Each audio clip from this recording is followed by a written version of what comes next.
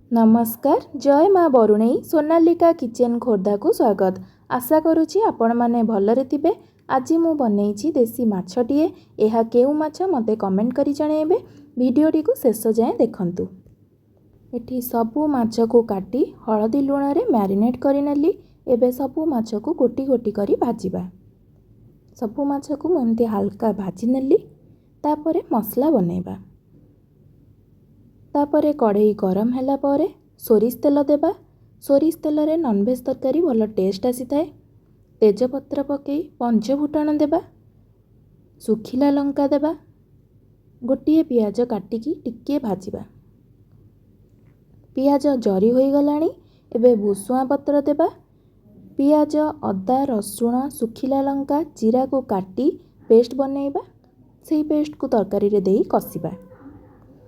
हळदी स्वाद अनुसार लूण टमाटो प्यूरी देबा। काश्मीर लंका गुंड देई कसिबा। मसला कसी होई गलानी तेलरू मसला अलगा होई गलानी। एबे हमें बाटिकी रखिथिबा सोरिष पेस्ट देबा। सोरिष को बाटी मुठी छाणी नेछि। सोरिष बटा को मसला सह मिसेइबा। बेसी कसिबानी पिता लागिबो। लो फ्लेम रे घोड़ेई 5 मिनिट सोरिष सिझिबा को छाडी देबा। एबे मसला होई गलानी भाजिकी रखिथिबा माछ को देबा। मु एठी सिझा आलू को काटिकी देइछि। आपण चाहिले आलू को भाजिकी देई परिबे।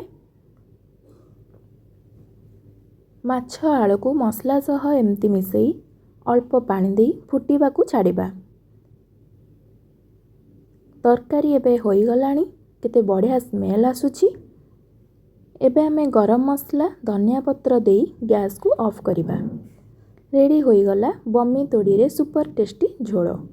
एमिति मो प्रोसेस रे थरे ट्राए करंतु। गरमा गरम भात सह निश्चय टेस्ट करंतु। भल लागिले लाइक शेयर सब्सक्राइब करने को जमारू भूलिबेनी। पाखरे थिबा बेल आइकन टी को दबाई दियंतु। रहिली नमस्कार।